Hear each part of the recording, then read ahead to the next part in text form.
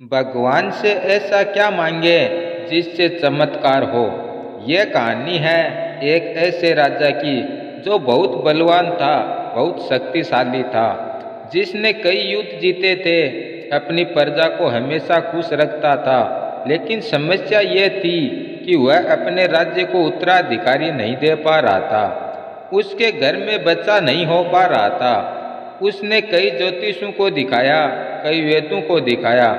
अब बहुत मन्नतों के बाद फाइनली उसके घर में बच्चे की किलकारी गूंजी। और जिस दिन राजकुमार का जन्म हुआ, उस दिन राजा ने ऐलान करवा दिया कि अगले दिन दरबार का दरवाजा जनता के लिए खोल दिया जाएगा।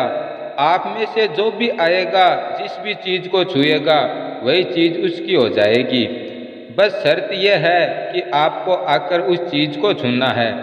अब जैसे ही राज्य में लोगों को यह बात पता चली, तो लोगों ने सोचना शुरू किया कि कल सुबह जाकर किस चीज को हाथ लगाना है। किसी ने सोचा कि जाकर अस्तबल को हाथ लगाया जाए, सारे घोड़े अपने हो जाएंगे। किसी ने सोचा कि सेना को हाथ लगाया जाए, सारी सेना अपनी हो जाएगी। किसी ने सोचा कि गहनों को हाथ लगाया जाए, सारे गहने अपने हो जाएंगे। बहुत सारे ख्याल लोगों के मन में आ रहे थे। एक घर में एक छोटा सा बच्चा था। उसने अपने मम्मी पापा से कहा कि कल मुझे भी चलना है। घर वालों ने उसे समझाया कि बेटा, वहाँ बहुत भीड़ होगी, तुम वहाँ दब जाओगे। लेकिन बच्चा नहीं माना, और ना ही बच्चे ने यह बताया कि वहाँ मुझे किस चीज़ को छूना है।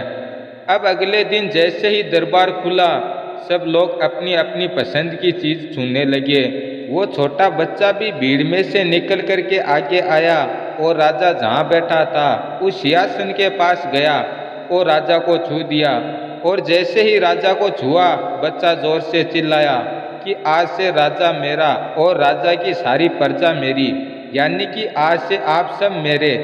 इस कहानी से हमें ये सीख मिलती है कि ऊपर वाले से मांगना है तो चीज़ें मांगना बंद कीजिए, बल्कि उसे ही मांग लीजिए। जब वह आपके साथ होगा तो दुनिया की हर खुशी आपके साथ होगी।